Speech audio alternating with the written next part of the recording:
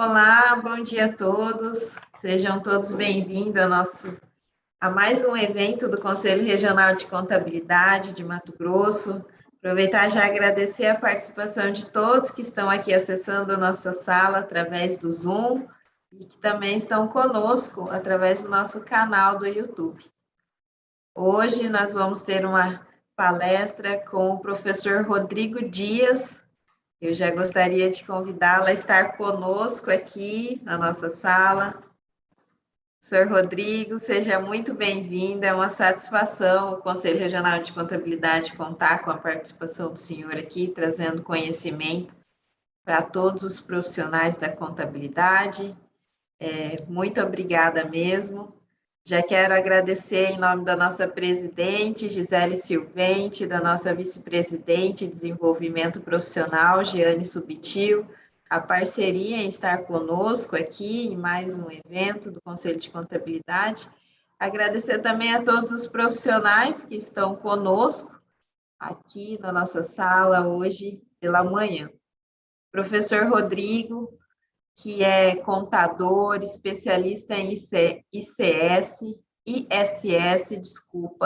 ICMS e Simples Nacional, é consultor financeiro e tributário, perito, palestrante do sistema CRC, SESCAP, Sindicom e FBC, além de ser professor de graduação e pós-graduação. Professor Rodrigo, seja muito bem-vindo. Satisfação estar com o senhor aqui hoje neste evento. Fique à vontade. Bom dia, muito obrigado, muito obrigada. Para mim é uma honra estar aqui com vocês aqui, o CRC do Mato Grosso, né? Esse final de semana, como eu estava comentando, eu estava ministrando aula justamente para a turma aí de Cuiabá, né? Então estamos falando um pouquinho sobre o Simples Nacional e aqui nós vamos falar um pouquinho sobre esse tema, né? Então aí o Simples Nacional, que eu gosto muito de dizer que a coisa mais simples do mundo é trabalhar com o Simples Nacional, só que não, né? O Simples é o famoso complexo nacional. Comenta aqui com a gente, por favor, pessoal, onde é que vocês estão, para a gente ter uma noção aí, qual cidade vocês estão, e se vocês já trabalham ou não com Simples Nacional. Põe aí eu trabalho com Simples, entendeu? E a gente vai falar um pouco sobre algumas questões específicas aí do Simples Nacional e que a gente precisa ter uma certa atenção no nosso dia a dia. Então, para mim é uma honra estar aqui com vocês nesse sentido de poder trabalhar um pouco este tema, certo?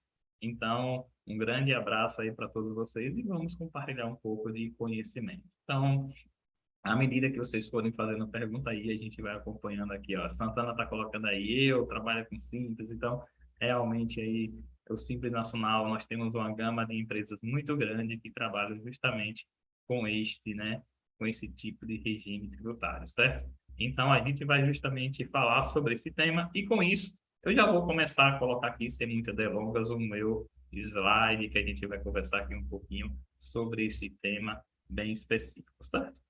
O Simples Nacional, pessoal, ele veio primeiro, né, veio justamente no sentido de trazer realmente um tratamento diferenciado. Então, o pessoal colocando aí Rio Fundo, Brasília, né? Bom dia a todos. Então, pessoal lá no canal do YouTube também, coloca aí, né, a sua cidade, tudo isso, que a gente vai aqui acompanhando esse trabalho aí com vocês, certo?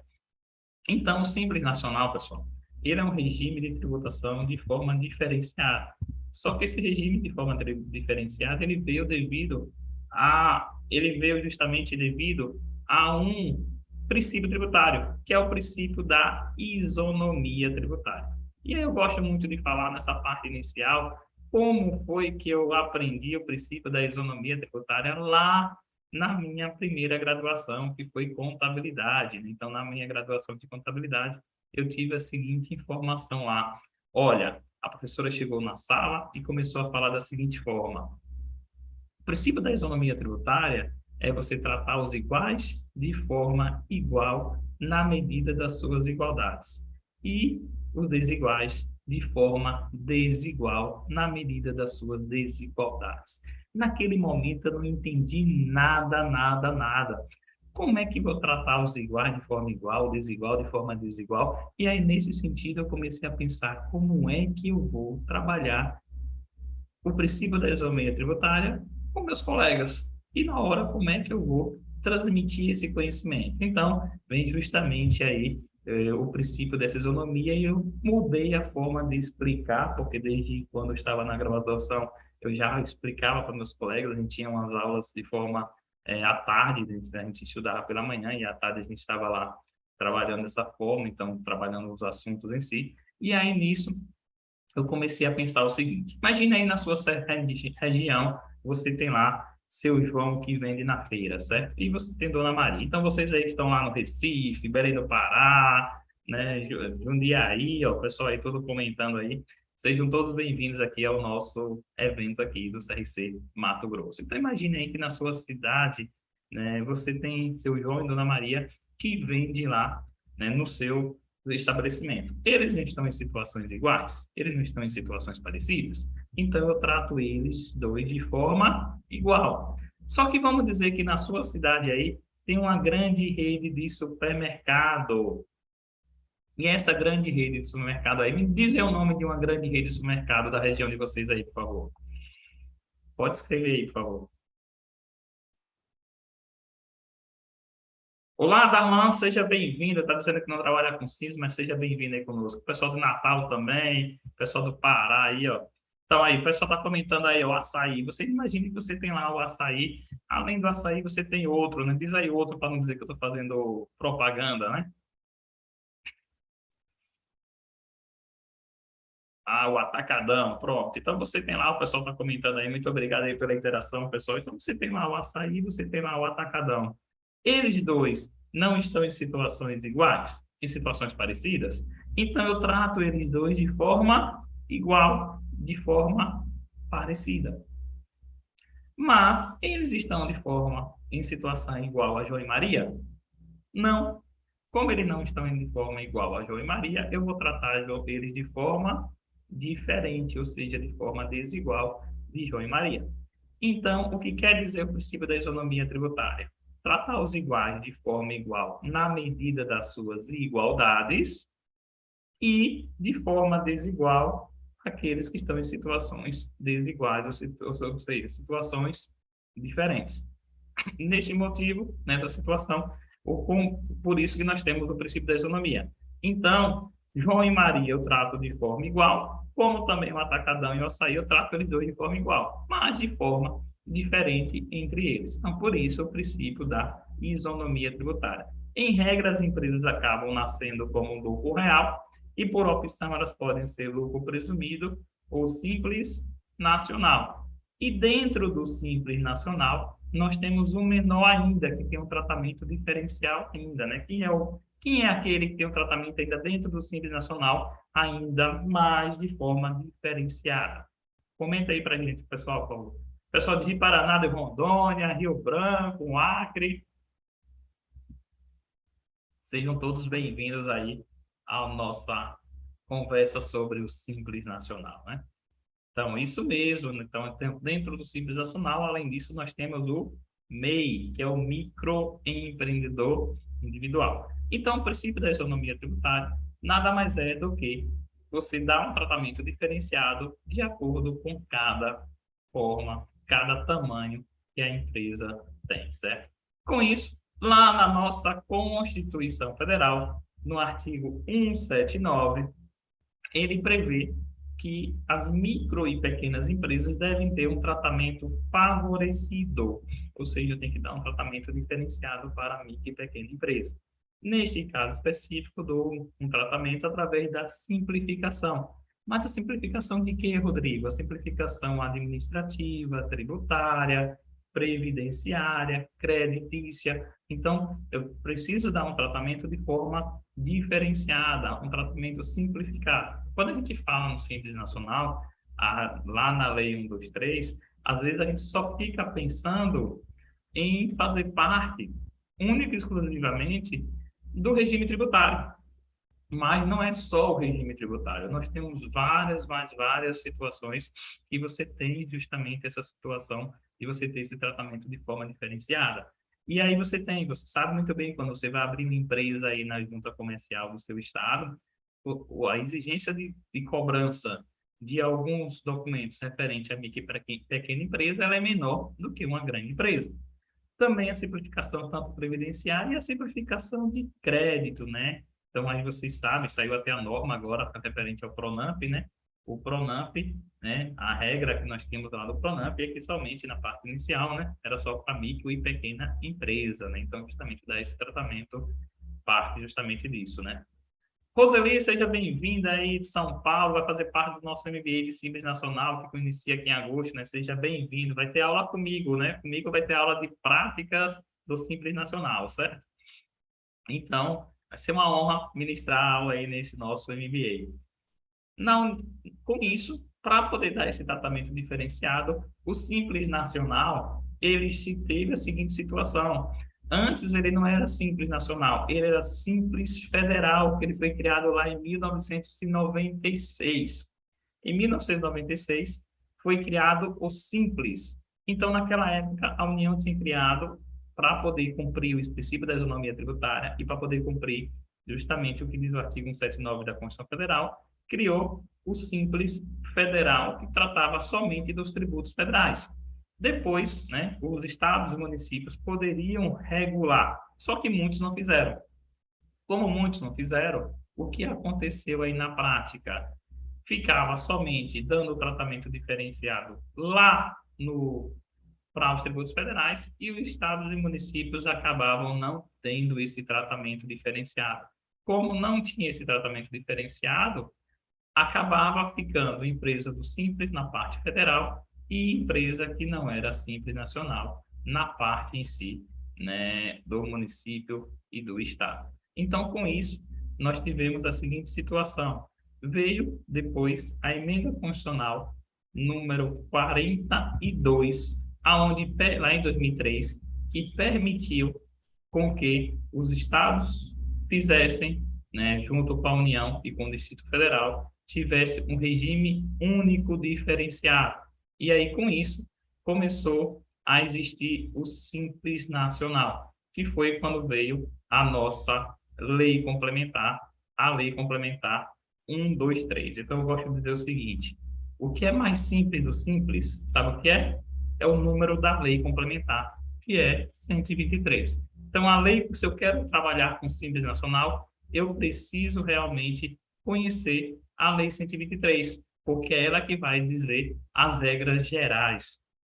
E aí eu tenho essa lei complementar federal, onde os estados, municípios e o Distrito Federal precisam seguir o que tem na lei, certo? Então, nessa lei complementar, criando em si, lá em julho de 2007, o Simples Nacional. Dessa forma, como ficou no contexto histórico? No Sebrae, né, as pessoas começaram a chamar essa lei de lei geral. Estamos no Brasil, né? A gente gosta muito de colocar o nome nas pessoas, né? Não chamar pelo nome, né? Chamar por outro nome. A imprensa começou a chamar isso de super simples. Mas o nome técnico mesmo, o nome legal é Regime Especial Unificado de Arrecadação de Tributos e Contribuições devido pela microempresa e empresa de pequeno porte Simples Nacional. Quando se fala lei geral, super simples e Simples Nacional, estamos falando da mesma legislação. Dessa forma, como foi criado o Simples a partir de julho de 2007, nós tivemos a seguinte situação. Até 30 de junho de 2007, nós tínhamos um Simples federal, somente com os tributos federais, e os estados e municípios criavam suas próprias legislações. Com o advento da Lei 123, que entrando em vigor o Simples Nacional em 1º de julho de 2007, acaba o Simples Nacional, o Simples Federal, e tudo se torna Simples Nacional. Então, com isso, nós passamos a ter um regime agora no âmbito nacional, onde os estados, os municípios e o Distrito Federal eles começam a terem uma legislação que faz com que exista esse cumprimento dessa legislação. Nesse sentido, quem regulamenta o Simples Nacional, que as decisões são tomadas por um comitê, que é o Comitê Gestor do Simples Nacional. E esse comitê, ele é composto por 10 integrantes. Até o ano passado, ele era composto por 8 integrantes. Mas agora, ele veio para 10, porque antes nós tínhamos somente pessoas representando a União, os estados, os municípios e o Distrito Federal. Ou seja, nós temos somente pessoas no comitê gestor colocando as informações no sentido de representando o poder público. Este ano, com a Lei Complementar 188, foi incluído na legislação no Comitê Gestor um representante do SEBRAE e um representante das confederações nacionais justamente de microempresa e empresa de pequeno porte. Ou seja, agora o Comitê Gestor passa também a ter representante do contribuinte, representante das empresas. Então, desta forma, a gente pretende, né? Espero que as coisas melhorem nas suas decisões, né? Porque vai ter justamente essa situação nesse sentido de existir uma forma diferenciada, né? Mais pessoas justamente compartilhando, né? Tomando as decisões, não somente com a ideia do fisco, né?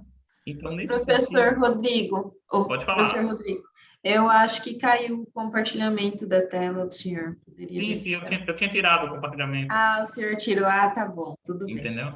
Então, nesse sentido, pessoal, aí a gente justamente começou a ter essa parte em si, certo? Então, nós passamos a ter o comitê gestor sendo composto também por integrantes.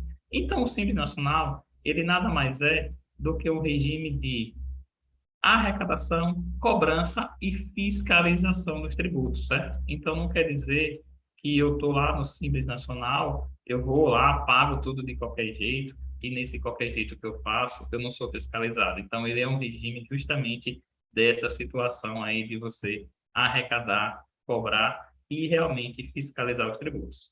Com isso, nós temos lá algumas novidades que existiram no Simples Nacional.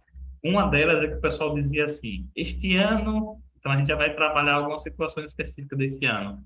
A empresa do Simples Nacional tem um prazo de até 31 de maio para optar o Simples. Não, não foi assim, certo? Então nós tivemos a seguinte situação: o prazo de opção do Simples Nacional é o último dia útil do mês de janeiro. O comitê gestor não pode alterar isso porque é lei complementar. Agora, primeiro cuidado aí para vocês, que é essa importância aqui nossa do CRC Mato Grosso para vocês. Olha, o prazo de opção não é 31 de janeiro, é o último dia útil do mês de janeiro. Por que eu estou frisando isso? Porque eu já vi empresas perdendo o prazo de opção no Simples Nacional porque colocou na cabeça que é 31 de janeiro.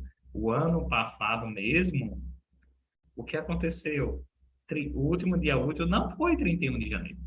E eu vi casos na prática de pessoas perdendo realmente esse prazo, certo? Então, vai aí a primeira dica para vocês, certo? Com isso, você tem um prazo também, porque esse prazo é assim, você tem até o último dia útil do mês de janeiro para poder optar por simples, e ele retroage a 1º de janeiro essa opção. E você fica durante um ano no Simples Nacional. Só que se você tiver uma empresa nova, uma empresa que foi constituída agora, o prazo não vai ser o último dia útil do mês de janeiro, porque você não vai esperar chegar o próximo ano para poder optar por simples. Então, neste caso, qual é o prazo? O prazo é 30 dias da data do deferimento da última inscrição. Então, as empresas que fazem parte, né, as empresas em si, elas precisam ter CNPJ, inscrição municipal e, quando exigível, ou seja, se for contribuinte de ICMS, a inscrição estadual. Então, qual é o prazo de opção por simples? Quando a empresa é existente? 30 dias da data da última inscrição. Se saiu primeiro a inscrição estadual e depois saiu a municipal, conta-se 30 dias da municipal, até 30 dias da municipal.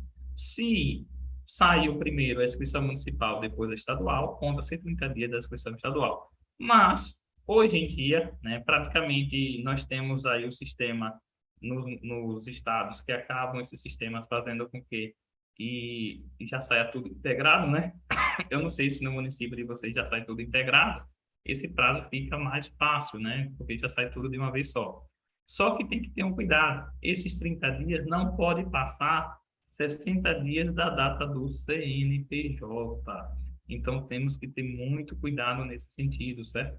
Porque o prazo não é 60 dias do CNPJ. O prazo é 30 dias da última inscrição desde que não passe 60 dias do CNPJ, certo? Então, esse já é um cuidado que a gente precisa ter aí no nosso dia a dia. E aí, dando alguma continuidade aqui na nossa conversa, eu vou disponibilizar aí para vocês um link, né? Eu vou até pedir ao pessoal colocar também lá no canal do YouTube, para que vocês respondam o seguinte lá. Lá tem uma seguinte pergunta, 3 perguntinhas para vocês. São perguntas básicas, perguntas do dia a dia que vocês acabam preenchendo, que vocês acabam tendo. Uma das perguntas é: o cliente entrega a documentação até que dia?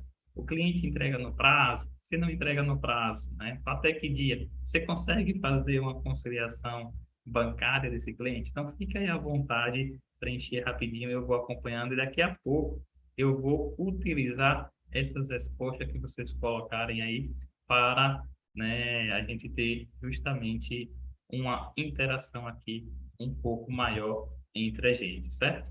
Então, a gente já vai colocar aí tanto no canal do YouTube como aqui de forma interna para vocês, esse link com essas perguntinhas aí.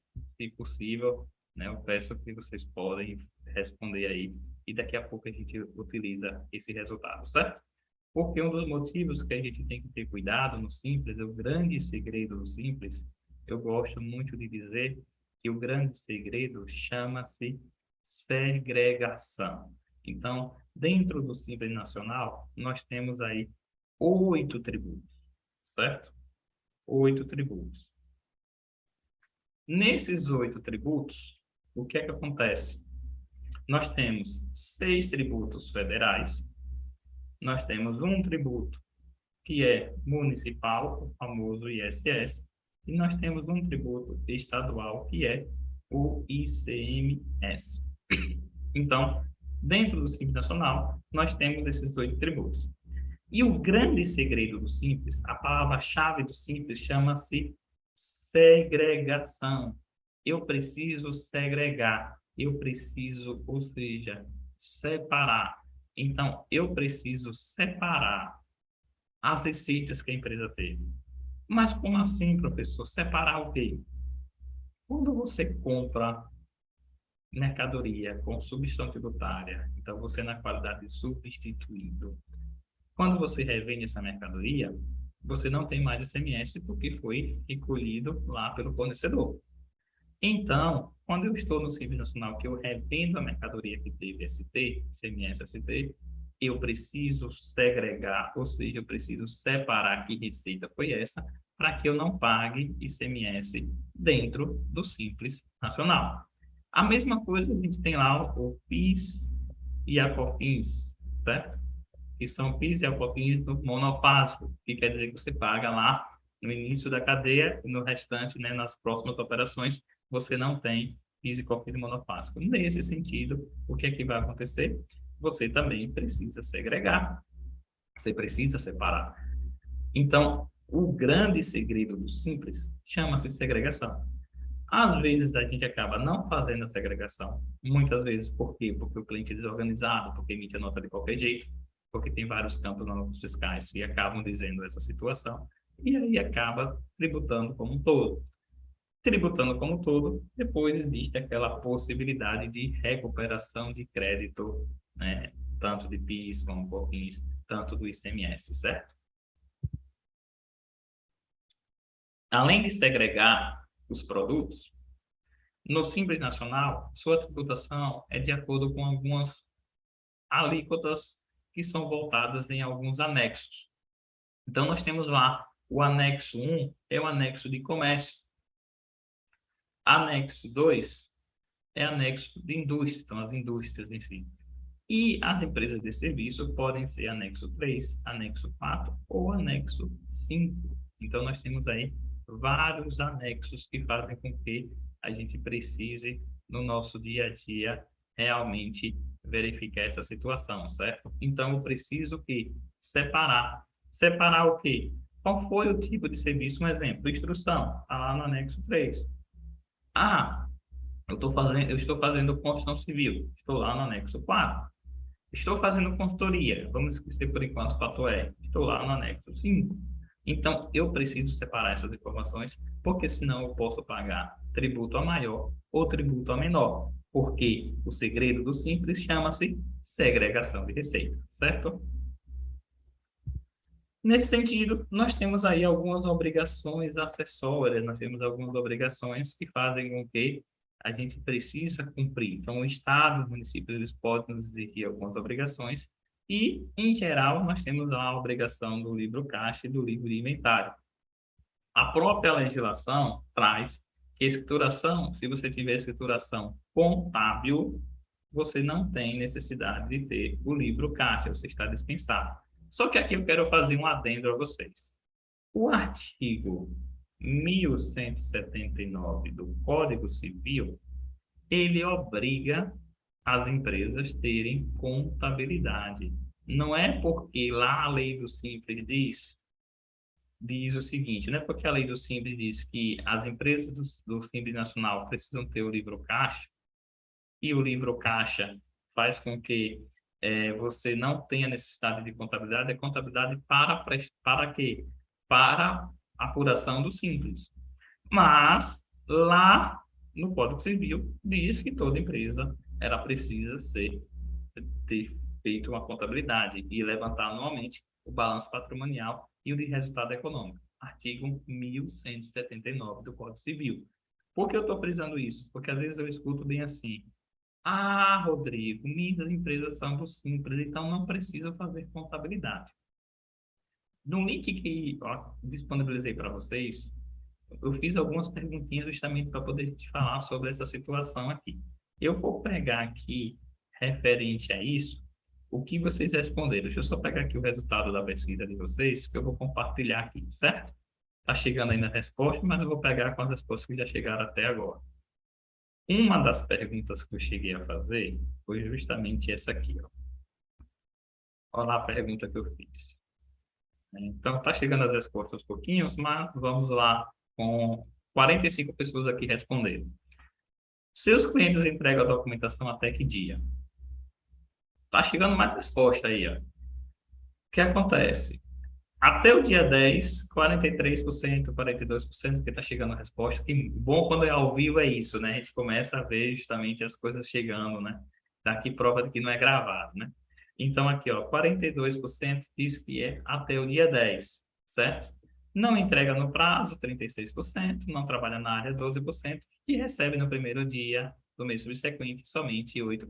Então, a grande maioria aqui recebe até o dia 10, né? Ou os clientes não entregam no prazo nenhum. Depois, caiu outra pergunta. Na documentação recebida, é entregue os extratos bancários? Então, nós tivemos agora 54 pessoas respondendo. 38% diz que recebe os extratos bancários e 50% diz que não recebe os extratos bancários. E 11% não trabalha na área. Quem respondeu que recebe os extratos bancários, que foi aqui 38%, olha que metade não recebe os extratos, não tem acesso aos extratos. Respondeu, caiu essa outra pergunta. Dos extratos recebidos, só caiu essa pergunta que respondeu que recebe os extratos, certo? Então, dos extratos que você recebe, você consegue fazer conciliação bancária? 90% disse que sim e 9% disse que não. Ou seja, 49% das pessoas disseram que não têm acesso ao extrato bancário. E dos 38% que disseram que têm acesso, 9% não consegue fazer a conciliação bancária. E aí você pode estar se questionando: professor Rodrigo, por que você está fazendo essa pergunta, né? Eu vou mostrar agora para vocês por que eu estou fazendo essa pergunta.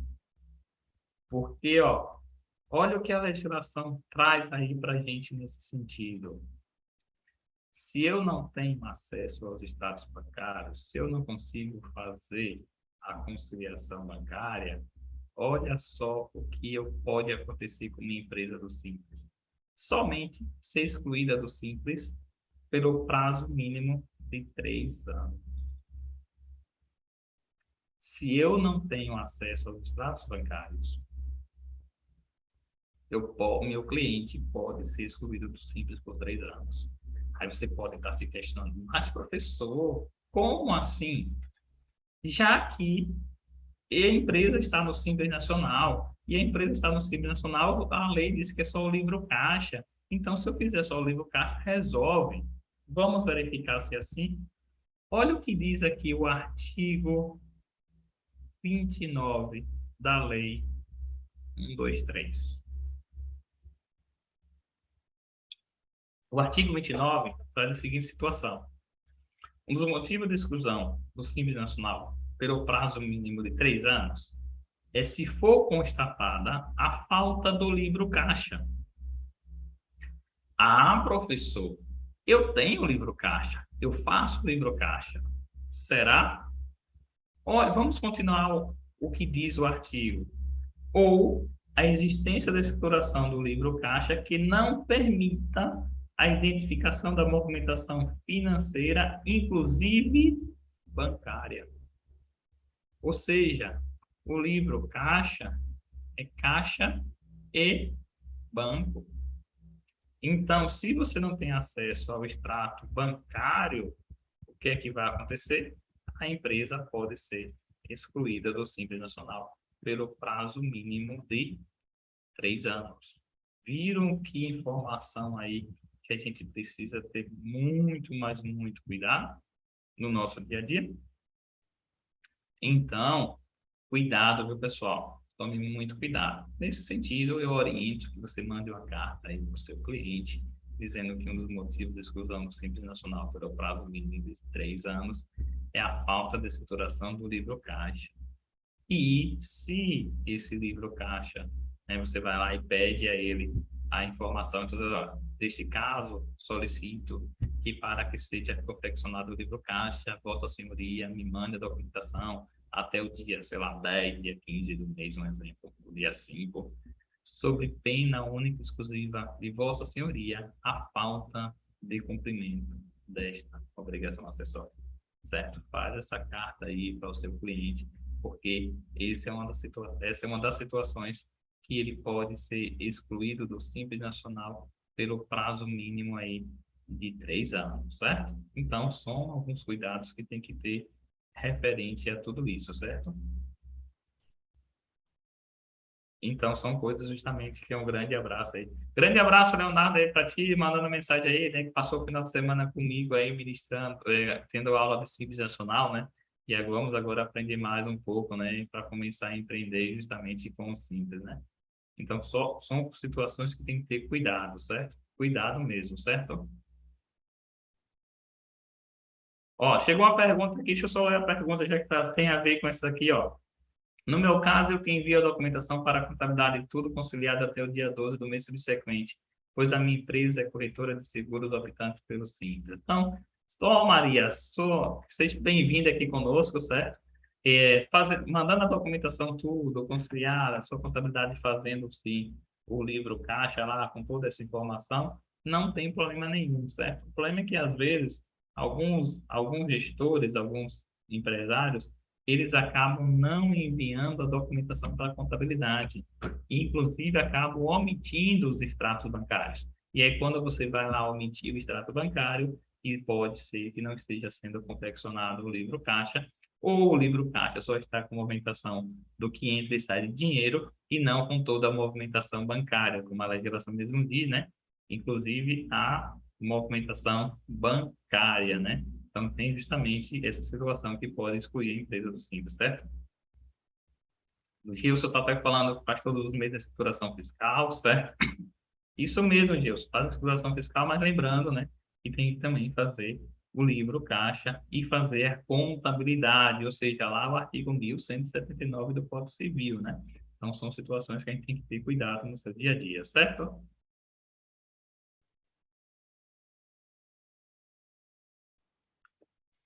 Milena está perguntando aí, professor, o livro caixa que o senhor comenta significa que é independente do regime de apuração que fez a operação em novembro? Isso mesmo, certo? Então, a empresa do Simples Nacional, ela precisa sim ter o livro caixa, então, independentemente do mês que fez a opção, certo? Se fez a opção lá em novembro, então provavelmente essa empresa é nova, né? Então tem aquele prazo inicial, mas precisa ter sim. Então, inclusive, O cuidado que eu gosto muito de dizer é que, assim, o livro caixa é praticamente você fazer uma contabilidade, né? Porque você vai ter que botar toda a movimentação financeira, inclusive bancária. Então, por que não fazer já a contabilidade, já que a contabilidade também é uma ferramenta de gestão, certo? Paloma está perguntando aí o MEI. MEI é exceção, certo, Paloma? MEI, devido lá àquele princípio da isonomia, então ele tem justamente ele não tem essa obrigatoriedade de ter contabilidade. Então, a exceção àquele artigo 1179 é justamente o microempreendedor individual e o pequeno produtor rural. Mas é interessante que faça a contabilidade, Paloma, sabe por quê? Porque nós temos uma situação de distribuição de lucros. Então, se o MEI ele não tem contabilidade e ele pega aquele dinheiro do MEI e coloca na pessoa física, e esse dinheiro lá na pessoa física, ele acaba podendo, porque existe uma forma de distribuição que é pelos percentuais de lucro presumido. Deixa eu tentar ser mais claro aqui. Imagine que você teve o faturamento lá, você trabalha com serviço, um faturamento de 10 mil. A sua, se você não tem contabilidade, você vai fazer a distribuição de lucro, que é a distribuição de lucro, é aquele valor que sai para a pessoa física, para o seu sócio, sem pagar imposto de renda e INSS. Neste caso, você vai usar as presunções do lucro presumido. Como eu estou falando de serviço, a regra é 32%, então você poderia tirar da empresa título de distribuição de lucro sem pagar imposto, somente 3.200. Se quiser tirar mais sem pagar imposto, precisa ter contabilidade, e essa contabilidade, provando esse lucro maior, você faz sim essa distribuição. Então, olha a importância da contabilidade, inclusive para o MEI, certo? Porque eu já vi muitos casos que não faz contabilidade e acaba pagando muito imposto de renda, onde ficaria mais barato você ter justamente uma contabilidade sendo feita. Inclusive, a contabilidade é uma ferramenta de gestão, não é só para apurar imposto, né? Então, você pode usar a contabilidade para tomar decisão no seu dia a dia, certo? Milena, ou seja, por ser competência e fazer o livro caixa. Sim, tranquilo, certo? A legislação ela obriga você a ter o livro caixa lá. Mirli está perguntando, existe algum percentual entre as receitas e despesa para o Simples Nacional? Né? Mirli, é o seguinte, existem alguns percentuais que a gente vai conversar aqui um pouquinho no finalzinho da nossa conversa aqui, sobre o Simples Nacional. Existem alguns percentuais mínimos lá. Um exemplo que eu posso citar para ti, nós temos justamente que as despesas pagas não podem superar em 20% os ingressos de recursos. Então, tem todo um detalhe. Com relação aos livros obrigatórios, Miriam, vai depender de qual estado você está. Tem estados que cobram exploração fiscal, tem estados que não cobram, então vai depender muito de cada um em si, certo? Maria das Graças está comentando aqui conosco, né? Você, contadora com especialização em tributos, procura manter a documentação da empresa em conformidade com as normas vigentes, né? E atua como parceira das empresas do escritório de contabilidade que prestam serviço. Que bom seja, né? Que bom isso daí, justamente Maria aí conosco, certo? Mariana está perguntando se pode mandar o SPED contábil, né, em substituição ao livro caixa. Pode sim, tranquilo, não tem problema. Inclusive, existe um caso nas empresas do Simples Nacional, um único caso, aonde se a empresa ela passa a ser obrigada a mandar a escrituração contábil digital. E essa escrituração contábil digital, ela passa a ser obrigatória quando ela receber aporte de capital, no que a gente chama de investidor anjo. Então, existe somente uma possibilidade, uma situação, onde as empresas do Simples Nacional passam a ser obrigadas a mandar justamente a escrituração contábil, que é quando tem aporte de capital, certo? Então, olha quantas situações a gente está conversando aqui sobre o Simples Nacional. Esse final de semana mesmo, como o Leonardo mesmo comentou aí conosco, né, nós tivemos aula, né, que eu sou professor de pós-graduação na BSSP do módulo de Simples Nacional, nós tivemos aula, foi sexta, sábado e domingo, só tratando de Simples Nacional. Para que eu possa ingressar nesse regime tributário, o que é que eu preciso ter? Então, eu preciso seguir algumas regras. E dentro das regras que a gente precisa ter, nós temos a seguinte situação, ó. Eu preciso, de forma cumulativa, não é uma coisa ou outra, certo? Eu preciso seguir essas exigências. Entre as exigências que nós temos lá, eu preciso ser uma microempresa e uma empresa de pequeno porte. Para que eu possa saber o que é uma microempresa e o que é uma empresa de pequeno porte, eu vou lá no artigo 3º da Lei 123. O artigo 3º da Lei 123 diz o seguinte, que é uma microempresa aquela que no ano anterior, então eu estou em 2022, eu vou olhar o ano 2021, faturou até 360 mil. Já uma empresa de pequeno porte é aquela que no ano anterior faturou acima de 360 mil até 4 milhões e 800, né? Igual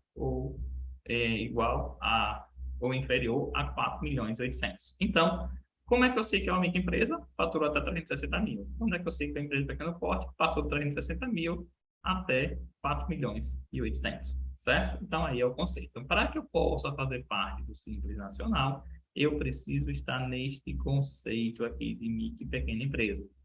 Preciso ter minha inscrição no CNPJ e no município. Então, eu preciso ter as duas inscrições, tanto no município como no CNPJ.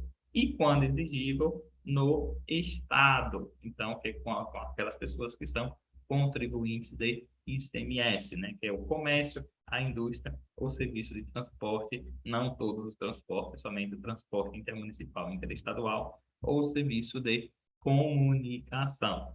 Não posso incorrer em caso de vedação. São várias as vedações do Simples Nacional. Não é todo caso que você pode fazer parte do Simples Nacional. Existem várias regras.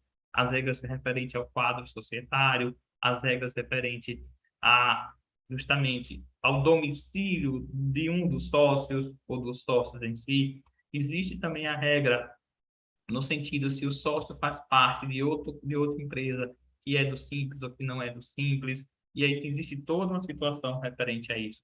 Se a empresa faz parte de outra empresa também, né, que, no caso, a pessoa jurídica, ser sócia de outra pessoa jurídica. Então, existem várias vedações nesse sentido. Claro, também nessas regras existem também vedações. Então, o Simples, ele nos traz vários detalhes. Então, o Simples, o nome Simples, só é o nome mesmo. E como eu falei anteriormente, que é o que é mais simples do Simples Nacional, chama-se o quê? O número da lei, que é a Lei 123. E também eu preciso formalizar no local, que é o site, e nos prazos definidos na legislação. Então, para que eu possa fazer parte do Simples, eu tenho que cumprir todas essas regras. Ser uma micro e pequena empresa, ter inscrição no CNPJ no município e, quando exigível, no Estado, não incorrer em nenhum caso de vedação e formalizar no prazo, que é aquele prazo que eu disse para vocês lá, que é justamente o quê? O prazo no sentido de quando a empresa é nova até o último dia útil do mês, né, de janeiro. E quando a empresa é existente, nós temos lá o prazo, que é qual? 30 dias da data da última inscrição, desde que não ultrapasse 60 dias do CNPJ, certo?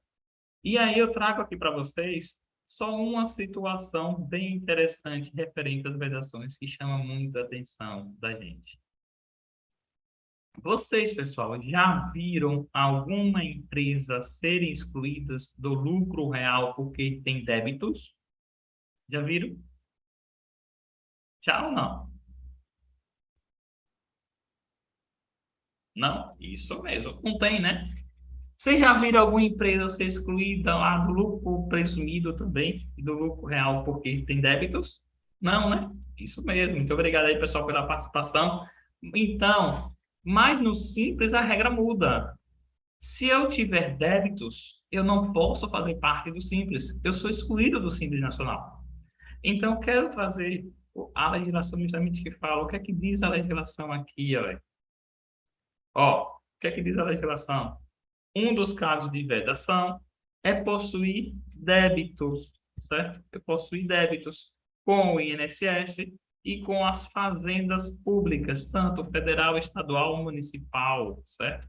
Por isso que quando chega lá no finalzinho do ano, geralmente as empresas começam a perguntar ao contador: vai ter refis? Vai ter parcelamento? Por quê?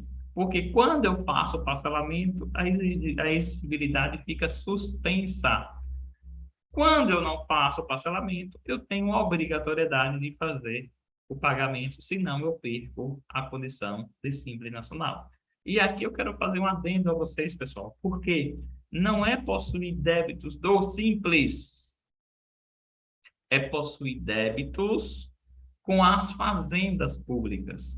Eu já vi casos em determinado município, né, que eu já vi casos em si, o município excluía a empresa do Simples Nacional porque não pagou aquela taxa de localização e funcionamento, que é aquele valor que você paga anual. Alguns municípios acabam cobrando trimestral, outros municípios somente uma vez por ano, outros municípios 2 vezes por ano. Então, cada município tem o que, algumas pessoas chamam que é o taxa do alvará, né? Então, quando você tem... Eu já vi também empresas sendo excluídas do Simples Nacional, sabe por quê? Porque estava devendo o IPVA do veículo. O IPVA não é tributo, o IPVA não é imposto, então você tem débito com a fazenda estadual. Então, olha quantas situações a gente acaba tendo no nosso dia a dia. Então, não é só possuir débitos com o Simples, certo? É com as fazendas. E também nós temos algumas atividades que são proibidas fazer parte do Simples Nacional e também com ausência, o que eu falei para vocês, ou irregularidade com as inscrições. Nesse sentido, eu gosto muito de trazer a seguinte situação. Quando a gente vai colocar a empresa no Simples Nacional, a gente preenche uma declaração lá de não impedimento. Nessa declaração de não impedimento, olha só o que ela diz. Eu vou até me virar aqui para ela, ó. Aqui foi uma que eu fiz lá dia 23 de janeiro de 2020. Declaração de não impedimento. Vem os dados da empresa e aí tem lá: declaro sob penas da lei não incorrer em situações impeditivas a opção pelo Simples Nacional. E essas opções estão previstas no artigo 3º, 17 e 29. Ou seja, no mínimo, para eu poder fazer parte do Simples, eu tenho que conhecer esses 3 artigos, concordam? Artigo 3º, artigo 17 e artigo 29. São os artigos que têm as vedações do Simples Nacional. Então, eu preciso conhecer isso.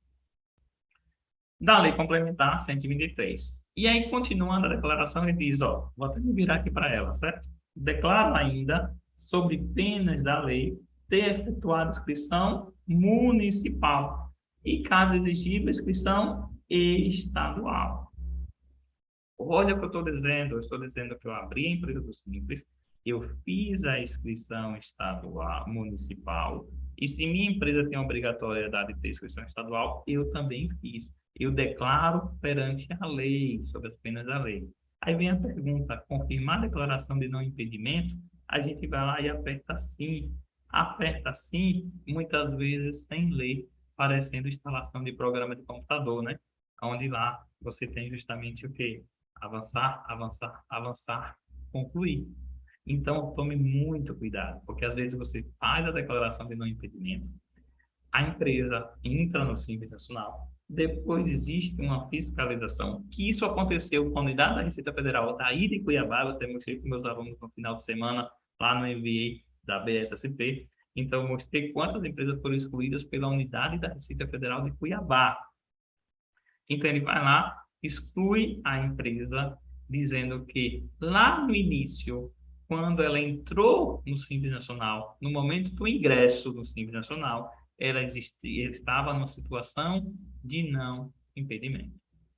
E aí você coloca a empresa no Simples e depois a empresa vai lá e ela é excluída desde a sua data de ingresso no Simples.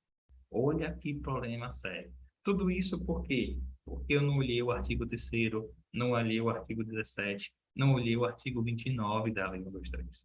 Então, caros colegas aqui, primeira coisa que como sugestão para vocês, e é essa preocupação aqui do CRC Mato Grosso com vocês, para que realmente vocês trabalhem de forma, né, mais transparente, de forma mais simples, apesar de ser simples, não ser tão simples, né? Mas que para proteção também nossa. Antes de colocar uma empresa no Simples, leiam esses artigos. Não clique logo lá em declaração de não impedimento, apertar sim e pronto, certo? Porque isso pode dar um problema muito sério para o seu cliente e para ti também. Então, tome muito cuidado, porque para poder fazer parte do Simples, eu preciso conhecer todas essas regras, certo?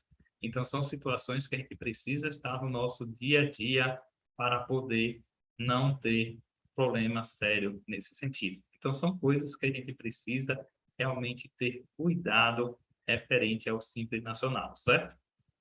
E aí nós temos algumas situações que a gente tem que ter cuidado. Nós tivemos lá a resolução 150 do Comitê Gestor que fala sobre essa parte em si de retificação de PGDAS, que é muito comum a gente acabar fazendo, certo? Chegou, deixa eu só ver uma pergunta aqui de Ana Paula que tem a ver com o que eu estava falando aqui agora. Professor, ainda sobre a exclusão do Simples Nacional. Se eu tenho uma empresa dentro do Simples Nacional, já aberta em atividade, se no decorrer do ano eu incluo uma atividade impeditiva, a empresa exclui do Simples imediatamente? Ana Paula, sim, quando você faz uma alteração contratual e você coloca uma atividade impeditiva, você teria que fazer uma declaração de comunicação de exclusão do Simples. Mas o fato de já fazer uma alteração no CNPJ já considera essa alteração como essa declaração sendo feita e ele vai lá e faz essa exclusão. Então, são situações que a gente acaba tendo cuidado nesse sentido, certo? E aí nós temos realmente lá por nada, Ana Paula, certo?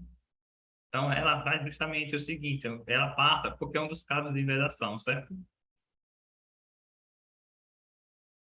Então, nesse sentido, nós temos a seguinte situação aqui, ó. O que eu quero chamar a atenção de vocês, né? Estou caminhando aqui para o nosso finalmente aqui do nosso bate-papo sobre o Simples Nacional e depois a gente vai ter algumas perguntas aí em si, né? Eu vou vendo aqui algumas perguntas, a gente vai conversando, até para poder a gente não delongar muito, né? Justamente porque o Simples tem muita coisa para falar, muita coisa mesmo, né? Então, eu estou trazendo aqui algumas informações principais de problemas que eu vejo no meu dia a dia que fazem com que as empresas sejam punidas, né? E aí, trazendo para vocês o seguinte, nós tivemos uma resolução 150 do Comitê Gestor. Essa resolução foi lá em 2019. Essa resolução, ela traz a forma do Simples Nacional, algumas formas que eu preciso verificar na hora que eu vou retificar a declaração, porque essa resolução, né, ela traz a seguinte situação. Quando eu faço uma retificação do PGDAS, agora esse PGDAS ele pode ser retido. Então, essa declaração ela pode ser retida pela Receita Federal, pelos estados, pelo Distrito Federal e pelos municípios. E aí, sendo retido, você pode ser comunicado para prestar esclarecimentos. Tomou um susto, Ana Paula? Colocou, eita! Então, olha, olha, colocou aqui que tomou um susto. Ficou assustada, Ana Paula? Então, Ana Paula, tem que ter cuidado, certo? Quando a gente vai retificar uma declaração agora, do Simples Nacional, pode acontecer, não quer dizer que vai, certo? Ela pode ser, pode acontecer o quê? Ela ficar como pendente de análise e você ser chamada a atenção para prestar esclarecimento e apresentar os documentos por que você está retificando, certo? Camila colocou, eita também, tá tudo assustado agora, né? Certo? Não quer dizer que se você fizer uma retificação, já cai com malha, não, certo? Não quer dizer isso. Quer dizer que ela pode ser retida. Se ela for retida, você vai ser chamada para prestar esclarecimento, e prestar esclarecimento, inclusive, poder apresentar documentos.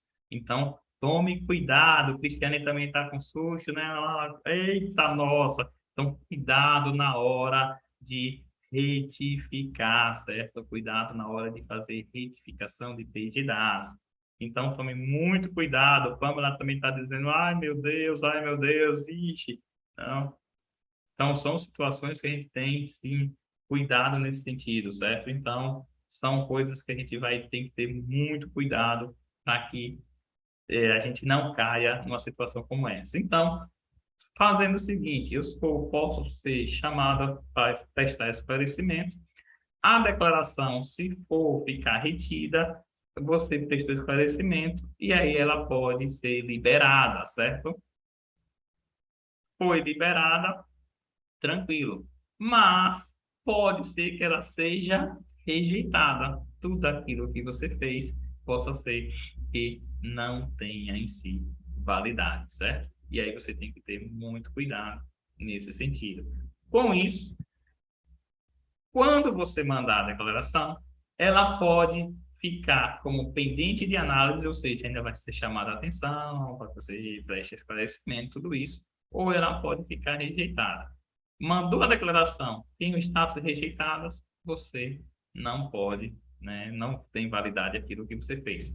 Se ficar com o nome de pendente de análise, enquanto estiver nessa pendência de análise também, a declaração não tem validade. Então, olha aí a importância de, na hora de retificar a perdidaço, tome cuidado, verifique se realmente o que você está retificando tem consistência, porque pode acontecer uma situação dessa. O ideal é que não exista a retificação de perdidaço, porque retificação de perdidaço é retrabalho, né? É muito feito recuperação, é muito feito o pessoal que trabalha com recuperação de crédito, né? Então, a recuperação de crédito no Simples Nacional é feita através de retificação, né? Então, é bem interessante você ter todo um papel de trabalho específico, detalhando essa informação, porque você pode ser intimado para prestar esclarecimento, certo? Indo aqui para o final da nossa conversa aqui sobre o Simples Nacional, não vou passar para vocês algumas situações que excluem a empresa do Simples Nacional pelo prazo mínimo de 3 anos. Cuidado! Aqui são situações que a empresa pode ser excluída do Simples Nacional pelo prazo mínimo desses 3 anos, certo? Então, nesse sentido, o que é que acontece? A exclusão do Simples Nacional ela pode ser feita mediante comunicação ou de ofício, certo? Ou mediante comunicação obrigatória ou mediante ofício. Isso está lá no artigo 28 da Lei 123, certo? Neste caso, só que quando é que acontece de ofício? Existem 12 incisos no artigo 29 que diz que a empresa pode ser excluída do Simples Nacional de ofício pelo fisco. Dessas 12 situações, 11 exclui a empresa pelo prazo mínimo de 3 anos. Só uma que não. Então, o artigo 29 da Lei 123 é de suma importância para quem trabalha com o Simples Nacional. E quais são essas situações, professor? Primeira delas, o embaraço à fiscalização.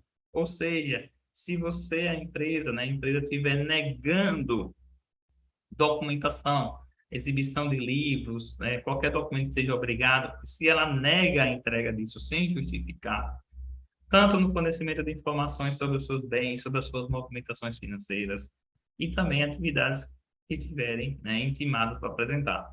Se você nega essa informação para o fisco, você pode ser excluído pelo prazo mínimo de 3 anos. Segunda situação, resistência à fiscalização. O que seria essa resistência à fiscalização?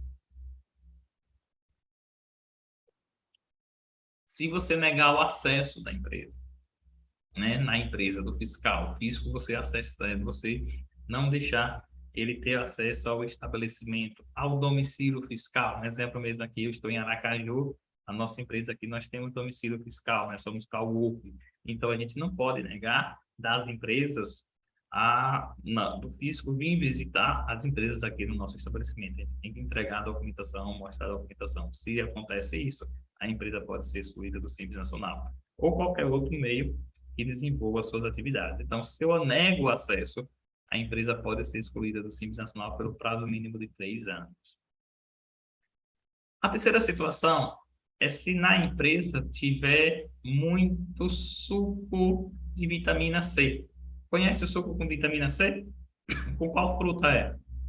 O nome técnico é interpostas pessoas. Tão lindo assim, né? Se na empresa tiver lá muita vitamina C para poder recuperar, né? Recuperar em si lá da gripe, das tosses. Se a empresa tem muita vitamina C, o pessoal tá todo rindo aí, ó, essa foi boa. Então, se a empresa tiver muita vitamina C lá, né? Então, pode sim ser excluída do Simples Nacional pelo prazo mínimo de 3 anos, aí o pessoal todo rindo aí na vitamina C. Eu sei que por aí não tem, né? Na cidade de vocês não tem essa vitamina C, né? Então, então teve isso. Não, o pessoal está até colocando já a frutinha aí, ó, no chat. Isso mesmo, pessoal. Então, teve isso daí. Não pode fazer, você pode ser excluído do Simples Nacional pelo prazo mínimo de 3 anos. Mas o nome é bonito, né? Interpostas Pessoas, não é bonito? Né? Se você tiver prática reiterada de infração, se houve prática reiterada de infração, não pode fazer parte do Simples Nacional, certo? Então, se você já tem prática reiterada, o fisco pode te excluir, né? E pelo prazo mínimo de 3 anos. Se a empresa for declarada inapta, o que é inapto de acordo com a legislação do Simples que tem trazido nesse sentido? Se ela deixar 2 anos consecutivos sem prestar declarações ou, né, se a pessoa jurídica não comprove a origem e a disponibilidade efetiva de transferência dos recursos na parte do comércio exterior, certo? E a sexta situação, se a empresa comercializa mercadorias oriundas de contrabando e descaminho. E na nossa aula nesse final de semana, o pessoal está aqui, né? O pessoal que teve aula comigo esse final de semana, nós vimos, né? Como mostrei para vocês aí, o pessoal de Cuiabá, mostrei quantas empresas foram excluídas do Simples Nacional pelo prazo mínimo de 3 anos, usando esse artigo aí, a unidade da Receita Federal de Curitiba, de Cuiabá, e tirando as empresas do Simples Nacional por esse motivo. Então, na nossa aula, nós abrimos o site do Simples Nacional, né, e mostrei lá de forma, né, para que justamente vocês verem que isso não é só informação de que o professor acaba dizendo, mas acessamos o site e verificamos essa informação também, né? Então, quando você tem mercadoria oriunda de contrabando ou descaminho, a gente acaba confundindo um com o outro. Contrabando, pessoal, é quando você faz importação de mercadoria ilícita, certo? Mas se a mercadoria for lícita, que você pode comercializar tranquilo, e você não pagou os impostos, né, ou não recolheu os tributos incidentes, isso não é contrabando, isso é descaminho, né? Samanta está colocando aí, né? Desse caminho tem muitos, né? Tem muito por aí, Samanta? Tem muito desse caminho por aí, é? Então, são cuidados que a gente precisa ter no nosso dia a dia, certo? Então, Clédio está colocando aí também, tem muito por aqui. Então, olha aí, teve contrabando, teve desse caminho, pode ser excluído do Simples Nacional pelo prazo mínimo de 3 anos, certo? Essa sétima, eu já falei para vocês, a gente comentou lá, que é quando você não tem o livro caixa ou você tem um livro caixa que não permite a identificação da movimentação financeira, inclusive bancária. Se eu tenho lá na movimentação financeira e eu, no livro caixa, não transcrevo toda a movimentação financeira que a empresa teve, eu não estou fazendo livro caixa, como diz a legislação. E aqui tem um probleminha, não sei se acontece com os clientes de vocês, acaba vendendo no cartão de crédito. E cadê essa transação toda sendo relacionada aí justamente em que? No caso em si, no livro caixa, certo? Toda essa movimentação financeira. Lembra que eu disse que tem só um caso onde a empresa é obrigada a mandar SD, escrituração contábil digital? A estruturação contábil digital, você tem obrigatoriedade, certo? Então, o que acontece? Se você não manda a estruturação contábil digital para aquelas empresas que têm aporte de capital, ela pode ser excluída também do Simples Nacional pelo prazo mínimo de 3 anos. Olha que cuidado a gente tem que ter no nosso dia a dia referente a isso, certo? Com relação à compra de mercadoria para revenda, ou, né, justamente as despesas que eu tenho. Existe algum percentual? Que foi aquilo que vocês me perguntaram, eu acabei respondendo, mas disse que depois eu ia trazer para vocês. A oitava situação é o seguinte, ó, se for constatado que durante um ano calendário as despesas pagas superam 20% dos ingressos de recursos. Não é despesa maior do que receita, é despesa paga. Devo, não nego, pago quando puder. Se você conseguir comprovar que você teve despesa, mas não pagou, e se a despesa não supera, essa despesa paga não supera 20% dos ingressos de recurso, não tem problema. Porque a lei é clara, diz despesas pagas, não diz despesas incorridas, certo? Se supera 20% dos ingressos de recurso. O que seria o ingresso de recurso? Não é somente receita. Como é que ingressa recurso na empresa, pessoal? Me comenta aí, quais são as formas que pode ingressar recurso na empresa? Então, são várias formas que você tem. Então, um dos ingressos de recurso é a receita, é o faturamento. Então, a lei ela traz de forma ampla ingresso de recurso. Então, você pode ter ingresso de recurso de várias formas. Você tem ingresso de recurso justamente o que é isso mesmo que vocês estão colocando aí, né? É um empréstimo, isso mesmo, pessoal. Então, são situações que acabam, a gente tem que ter cuidado no nosso dia a dia, certo? Com relação a outra situação, nós temos o seguinte: se for constatado que durante o ano calendário, o valor das aquisições de mercadoria, tanto para comercialização ou industrialização, superar 80% dos meus ingressos de recurso também, certo?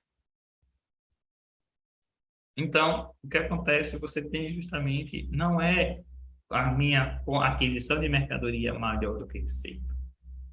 Ressalvado ainda a imposto justificada de aumento de estoque. Se você conseguir provar o porquê você está comprando muito, por qual motivo em si, você também não tem essa punição em si, certo? Então, tome cuidado com as palavrinhas, porque às vezes a gente acaba distorcendo os casos. Agora eu pergunto para vocês, como é que eu vou me defender se eu não tiver contabilidade? Como é que eu vou provar que as despesas que eu item anterior aqui, as despesas não foram pagas, se eu não tenho como comprovar lá o meu passivo? Então, olha a importância da contabilidade também para as empresas, certo? Então, justamente, acaba tendo uma situação como essa, que você se defende do fisco e consegue provar. A exceção aqui se for no início de atividade, certo? No início da atividade. Essa daqui eu tenho certeza, né? Certeza mesmo que os seus clientes, eles não fazem isso, eles cumprem integralmente. Essa aqui é o seguinte: se houver descumprimento reiterado de vender e esquecer de emitir nota fiscal, se for comprovado de forma reiterada que vendeu e não emitiu documento fiscal, a empresa só pode ser excluída pelo prazo mínimo de 3 anos, né? O pessoal está assustado aí, está colocando o olhinho aí, ó. Ó, isso mesmo. Se ele esquece de emitir a nota, eita, isso mesmo. O pessoal comentando aí, ó. É mais um caso de exclusão do Simples Nacional pelo prazo mínimo de 3 anos, ó. Viu o cuidado que a gente tem que ter? Não é porque a empresa está do Simples que ela não é fiscalizada. Não é que é porque a empresa é do Simples que é tão simples trabalhar com Simples. A gente precisa se especializar nisso, né? O pessoal colocando a mão na cabeça aí, colocando lá, né, as reações é justamente a mão na cabeça. Cuidado. Então, apresenta isso para o seu cliente, certo? Tome muito cuidado, certo? Muito cuidado mesmo. Então, são situações que a gente tem que ter. E a última situação que eu trago aqui para vocês é se você omitir de forma reiterada folha de pagamento, ou seja, fazer o salário por fora. Eu sei que seus clientes não fazem isso, certo? Seus clientes não fazem isso de jeito nenhum. Então, se tem folha de pagamento por fora, né, omitiu isso, se você omitiu qualquer informação da legislação previdenciária, trabalhista ou tributária, você pode ser excluído do Simples Nacional pelo prazo mínimo de 3 anos. Ó, são 3 anos que eu estou falando. Tanto de segurado empregado, trabalhador avulso, até se você escondeu o contribuinte individual que lhe prestou serviço. Contratei lá um autônomo para poder fazer a pintura aqui da minha empresa. Não fiz as retenções que deveriam fazer. Não coloquei lá no E-Social, no material tal. E aí, o que é que acontece? Eu não consigo, eu posso ser excluído do Simples Nacional pelo prazo mínimo de 3 anos. Olha aí a importância dessas informações que aqui o CRC do Mato Grosso, junto com a BSSP, está trazendo aí para vocês, certo? Então, tomem cuidado referente a essas informações. Então, Esse prazo de 3 anos pode chegar até 10 anos, mas eu não quis assustar vocês, só quis colocar 3, certo? Então, tem algumas situações específicas que esse prazo é elevado de 3 para 10 anos, certo? Então, estamos chegando aqui ao final do nosso conteúdo programático. Me deram o tempo, todo o tempo que foi me concedido aqui para a gente falar um pouquinho do Simples Nacional. E o Simples Nacional já perceberam, né? Não é tão simples assim como a gente pensa, né? Então, tá aí os meus contatos, minhas redes sociais, né? Então, fica aí à disposição, meu canal de YouTube lá. Nós temos muita informação também sobre o Simples Nacional, então fica aí à vontade para vocês, certo? Então, olhe que o Simples não é tão simples assim, certo? Então, a gente precisa ter muito cuidado nesse sentido, ok? Com isso, né, eu deixo aqui, vamos conversar um pouquinho, né, referente ao nosso treinamento, né?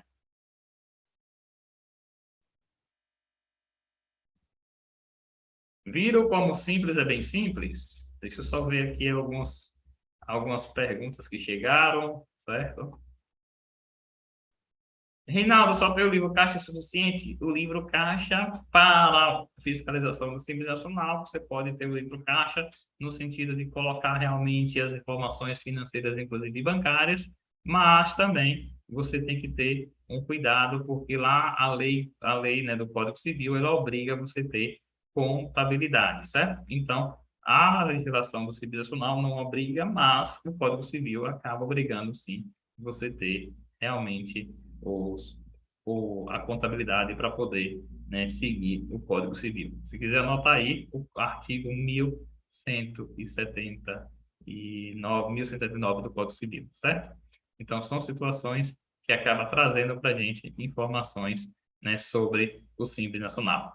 Eleni, fica aí à vontade aí para poder a gente entrar aí agora no nosso finalzinho do nosso treinamento. Espero que tenha conseguido passar um pouquinho aí do Simples Nacional para vocês. Já vi que o pessoal ficou assustado, viu, Eleni? Mas nossa preocupação aqui do Saíce é o quê? Não ficarem assustados, não é isso? E começar a cumprir tudo isso para realmente ter uma proteção nossa também. Então, a gente precisa comunicar isso para os nossos clientes, viu, pessoal?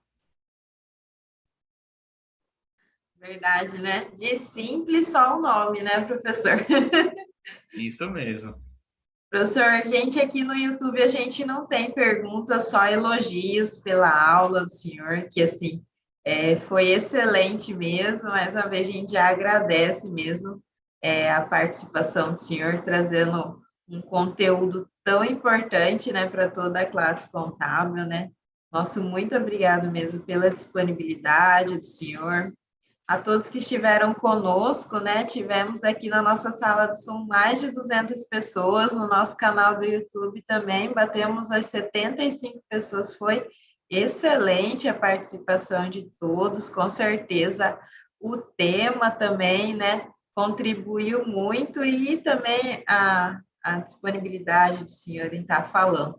Aqui tem mais uma pergunta da Ellen, o senhor vai responder, Deixe, professor, dá uma olhadinha aqui. deixe-me ver aqui, peraí. Deixa Tá. eu ver se eu consigo verificar. Deixa eu verificar ela aqui. Da Ellen, tá lá em cima, deixa eu ver onde é que tá aqui. Ellen Kettelen. Ellen Keller. Professor, referente aos livros fiscais obrigatórios para ser faz para as empresas do Simples Nacional, as prestadoras de serviço, quais livros são obrigatórios para a prestação de serviço, sendo que não são contribuintes de ICMS? Ou Ellen, nesse caso em específico, tu tem que verificar cada município, certo? Tem município que acaba exigindo lá o livro de entrada e saída, somente, na verdade, o livro de entrada. Tem município que acaba exigindo também algumas declarações, tipo a declaração de serviços tomados, então vai depender muito de cada município, Ellen. Então, é interessante verificar cada município onde a senhora tem cliente, ou se a senhora é empresária, né, então ver no seu município em si quais são os livros obrigatórios, certo? A regra é que tem lá o livro caixa, o livro de inventário, mas não quer dizer que os municípios não podem cobrar alguns livros. Então, pode sim cobrar, certo? O pessoal de Manaus aí também, viu, Aline? Aí, ó, tô vendo aqui Aham. Manaus, Pará, então que bom, o Brasil todo aqui Belém. conosco, né? Temos aqui pessoal do interior aqui do Mato Grosso, Jaciara, Tangará da Serra. É, ó, tem um Muito pessoal aqui, bom. Belém do Pará, Natal, Unai, aqui na Bahia, minha cidade aqui de Aracaju, eu estou em Aracaju, né, pessoal? A Então, gente, também a tá. gente sempre fala aqui nos nossos eventos, né? Depois que a gente veio para o online, né, a gente consegue transpor barreiras, né? Isso mesmo. Hoje a gente não faz só para o Mato Grosso, para os profissionais de Mato Grosso, mas para a classe contábil do Brasil inteiro. Isso é muito bom, disseminar o conhecimento, que é o que a gente pode fazer. É isso mesmo. Professor, uma das perguntas aqui também sobre o material, se o senhor vai disponibilizar para a gente, fazer a Sim, disponibilização. sim, sim. Eu posso te mandar e aí tu disponibiliza? Pode Sim, ser? por favor, se o Pronto. senhor quiser Pronto. já disponibilizar aqui no nosso chat também, quem ainda tiver online aqui. Depois eu vou disponibilizar lá no site do Conselho de Contabilidade, tá, pessoal, na parte de desenvolvimento profissional. E os certificados, respondendo algumas perguntas, a gente disponibiliza num prazo de até 10 dias úteis. Pronto, ok. Aí eu vou te mandar o material, certo? E aí depois tu disponibiliza aí no site. Tudo bem? Tá ótimo, então, professor.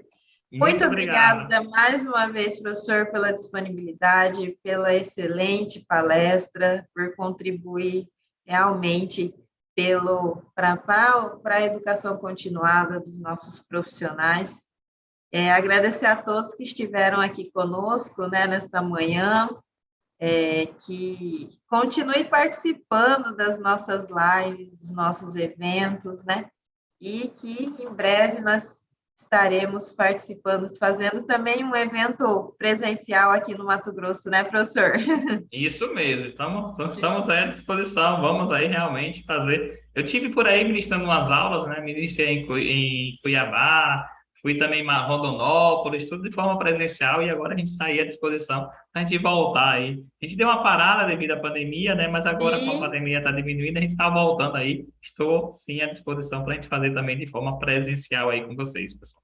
que ótimo, professor. Já convidar todos, na semana que vem, no dia 3 de agosto, a gente tem uma palestra com a professora Renata Kaskel sobre SPED e ECF 2022, principais pontos de atenção. Então, já convido todo mundo para estar participando conosco. Professor, nossa gratidão, fique à vontade para fazer suas considerações para a gente concluir o nosso evento de hoje.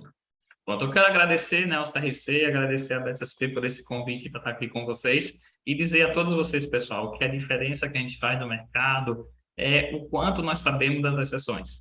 Eu gosto muito de passar um seguinte exemplo, né? Fazer arroz com feijão, muita gente sabe fazer. Mas quem tem um risoto tem um certo diferencial. Quem faz o risoto tem um diferencial. Então, o que é que a gente tem como diferencial na nossa vida?